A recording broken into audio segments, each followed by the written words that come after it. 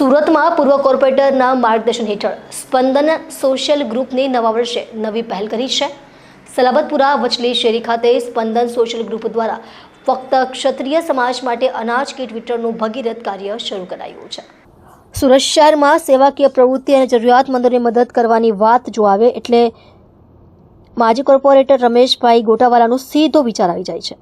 જી હા, સુરત મહાનગરપાલિકાના માજી કોર્પોરેટર રમેશભાઈ ગોટાવાલા જે પોતાના જીવનમાં લોકોની સેવા ચાકરીથી જાણીતા છે, આજે સુરતમાં પૂર્વ કોર્પોરેટરના માર્ગદર્શન હેઠળ સ્પંદન સોશિયલ ગ્રુપની નવા વર્ષે નવી પહેલ કરી છે।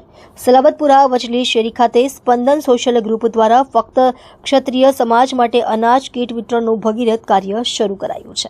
મારું નામ રમેશભાઈ ગોટાવાલા, હું સલાબતપુરા વચલી શેરીમાં રહું છું અને આજે વર્ષોથી 8 વર્ષથી અમારા સાનિધ્યમાં, સમાજના સાનિધ્યમાં અને સમાજના મહાન દાતાઓના સાનિધ્યની અંદર આજે 8 વર્ષથી અમે તબીબી સાધનની સેવા આપી રહ્યા છે, જેનો અમને પૂરો આત્મવિશ્વાસ છે।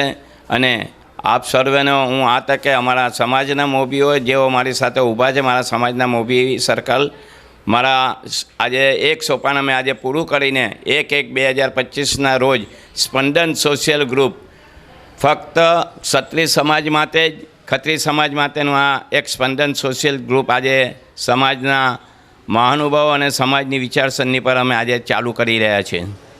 સમાજની અંદર જે 8 વર્ષથી સેવા આપીએ છીએ એમાં અમે વ્હીલચેર, બેડ, પલંગ બધું આપીએ છીએ અને સમથિંગ આજ દિન સુધી લગભગ 4500 માણસો આનો લાભ લીધો છે। ચાર્જમાં ખાલી ફક્ત ડિપોઝિટ લેવામાં આવે છે ને અમે પાછી જ્યારે માણસો આપી જાય છે ત્યારે એમને અમુકને પરત કરી જ દેતા હોઈએ છીએ, બધાને જ।